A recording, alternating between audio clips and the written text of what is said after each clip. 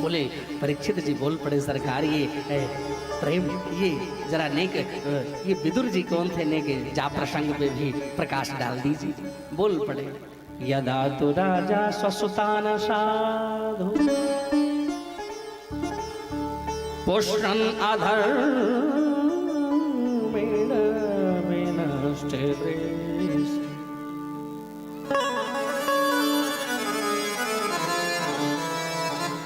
पोषण अधर्मेण विनष्टे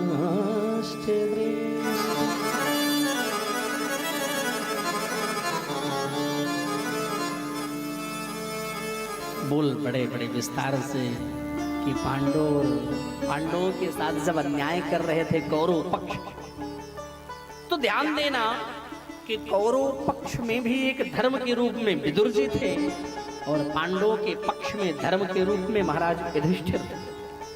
अच्छा, जो धर्म की बात मानता है ध्यान देना वो हमेशा सफल रहता है। तो महाभारत के विजेता पांडव ही क्यों बने, ये बहुत बड़ी बात है। आपने कई बार महाभारत देखा होगा टीवी सीरियल, लेकिन आपने इसका पता लगाया कि आखिर महाभारत की विजेता पांडु परिकर ही क्यों बना, जो 5 ही लोग थे और जो 100 भाई कौरव पक्ष था यह पूर्णतया हार गया। इसका कारण क्या है? यही कारण है कि जो पांडवों में धर्म के रूप में थे धर्मराज युधिष्ठिर, ध्यान देना मेरी मां, वो युधिष्ठिर के कहना कथना अनुसार ही काम पांडव परिकर कर रहा था। तो जो धर्म की राह पर चलेगा, धर्म की आज्ञा स्वीकार करेगा, विजेता वही बनेगा।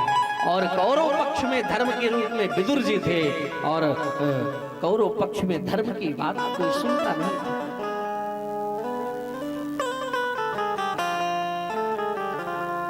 इसलिए ध्यान देना कि कौरव पक्ष हार गया। और एक दिन तो जब विदुर जी समझाने लगे धृतराष्ट्र को, कहा उन्होंने, अभी आपने श्लोक सुना नहीं, यदा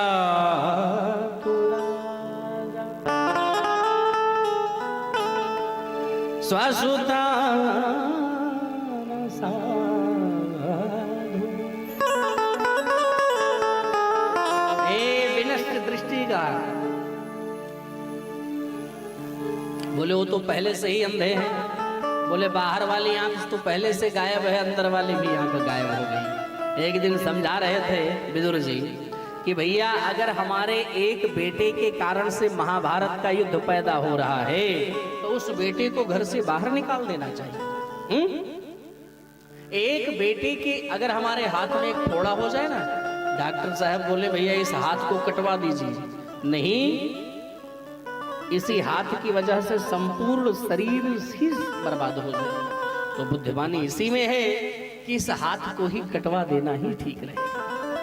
वही समझा रहे थे, भाई एक के कारण ये महाभारत क्यों पैदा हो रहा है, इसी को हटा दो ना।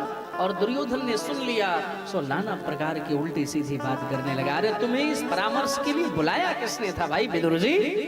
हमारे ही टुकड़ों पर पलने वाले और आज हमें ही हमारे घर से निकलवाने की बात कर रहा है। इतना उल्टा पुल्टा व्यंग्यात्मक वचन बोलने लगा दुर्योधन, लेकिन एक बार भी फटकार नहीं लगाई गई। महाराज धृतराष्ट्र तो लग गया विदुर जी को कि यहाँ हमारी आवश्यकता नहीं है। तो स्वयं धनुर्दाय विहायमान, सब कुछ अस्त्र शस्त्र उठा करके रख दिया और चल पड़े महाराज विदुर जी। तुरंत महाराज सुखदेव जी ने संकेत किया कि ये विदुर नहीं जा रहे हैं गोसाईगंज वालों आज कौरव पक्ष को छोड़ करके। बोले फिर कौन जा रहा है? बोले कौरव पक्ष को छोड़ करके आज इनका पूर्ण ही इनको छोड़ करके जा रहा है।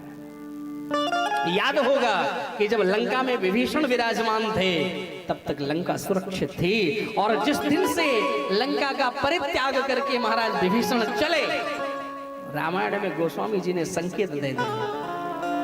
क्या संकेत किया? बोले आज विभीषण नहीं जा रहे लंका को छोड़ करके। बोले फिर कौन जा रहा है?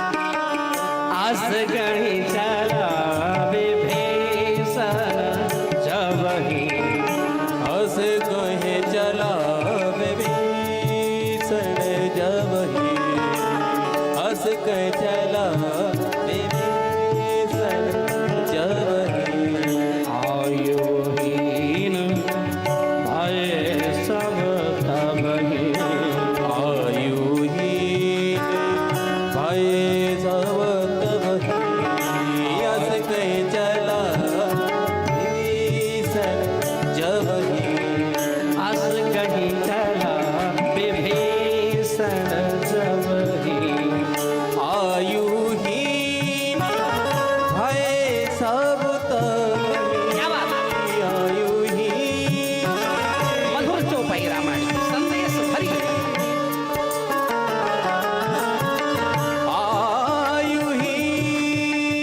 क्या बात है?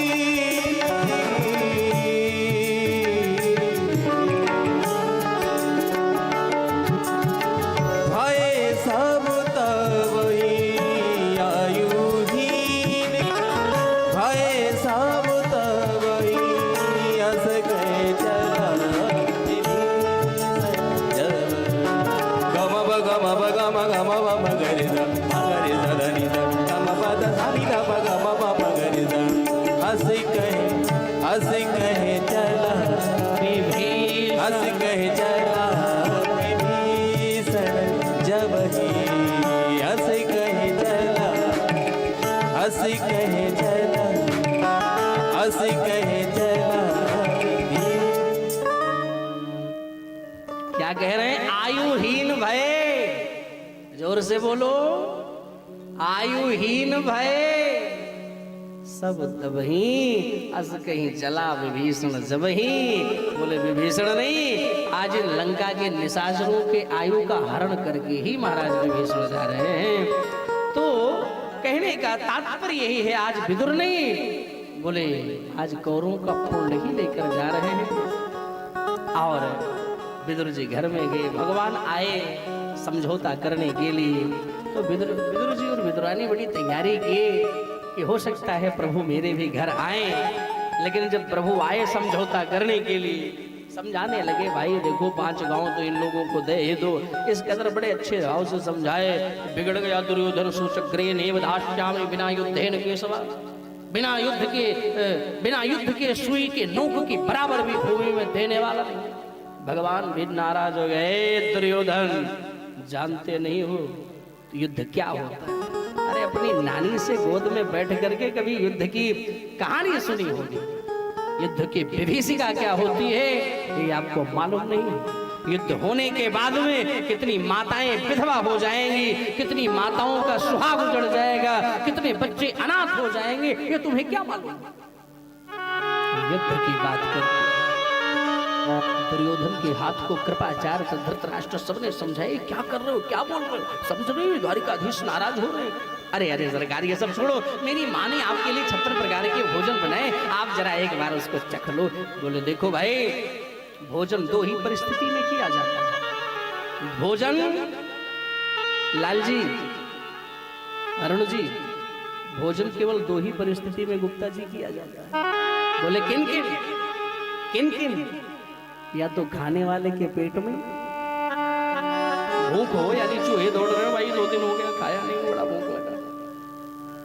अथवा खिलाने वाले के हृदय में प्रेम।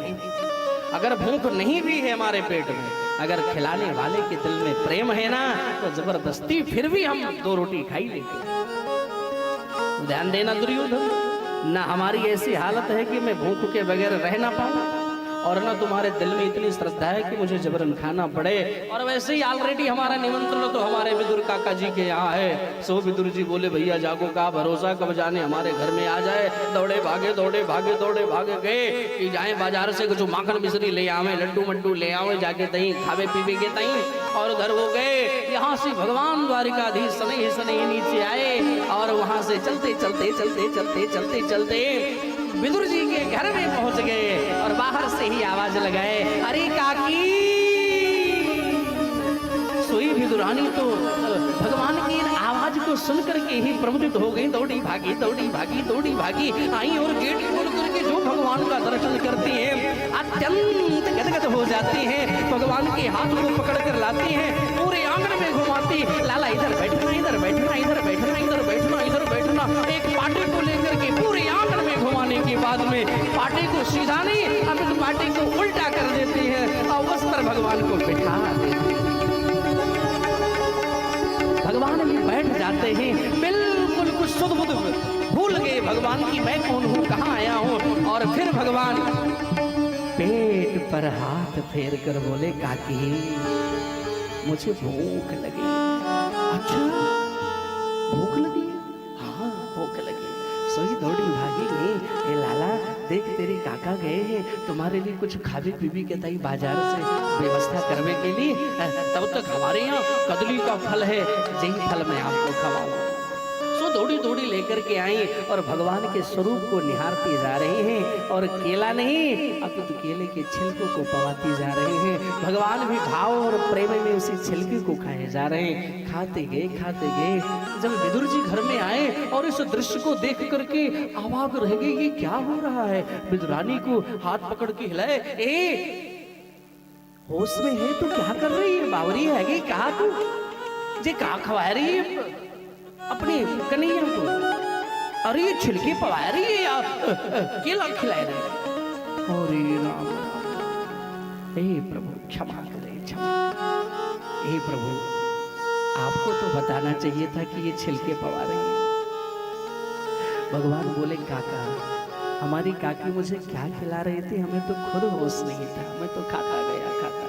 एक नहीं आप क्षमा करें, ये मैं आपके लिए लड्डू लाया हूँ और अपने हाथों से मैं खिला रहा हूँ। और जब भगवान के मुख में डाले सोई प्रभु ने हाथ पकड़ ली, अरे नहीं नहीं नहीं, नहीं। पेट भर गया।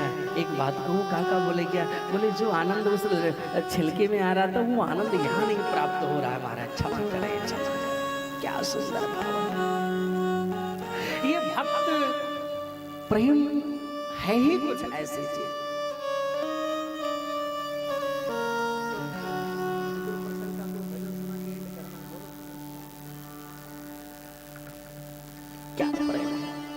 भगवान कब कहाँ कैसे रीझ जाए कोई भरोसा नहीं है। अद्भुत है भगवान का प्रेम, स्वतंत्र है ठाकुर का प्रेम। न जाने कब कैसे रीझ जाए और किस पर कहाँ कैसे कृपा करे। आज विदुर, क्या सुंदर भाव है कि विदुर की घर में गए और छिलके पाए। यही तो प्रेम नहीं, ये प्रेम की, इसे प्रेम की पराकाष्ठा कहते हैं मेरे भाई बहन।